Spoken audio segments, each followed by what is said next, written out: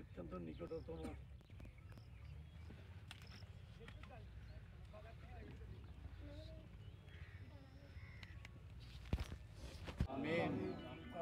বা মা প্রত্যেকের আজি আল্লাহ আমরা জাতীয়তাবাদী দলের আদর্শ উদ্বুদ্ধ করে আর সাথে একসাথে থাকতে পারেন দেশপ্রেম লই ধর্মীয় চেতনা লই আল্লাহ আর তৌফিক দো আল্লাহ আল্লাহ আর নেতা সালাউদ্দিন সাহেবর যথেষ্ট যেদিন গুণা কথা আছে ইনি মাফ করে দিয়ে আল্লাহ দেশের কাম করি আল্লাহ সুযোগ দো আল্লাহ ربنا آتنا في الدنيا حسنة وفي الآخرة حسنة وقنا عذاب النار وصلى الله تعالى على خير خلقه وعلى آله وصحبه أجمعين بحق لا إله إلا الله যতদিন বাংলাদেশ থাকবে শহীদ ওয়াসিম আকরাম ইতিহাসে অমর হয়ে থাকবে আলহামদুলিল্লাহ। তার মৃত্যু একটা অর্থবহ মৃত্যু, তার জীবনের মূল্য,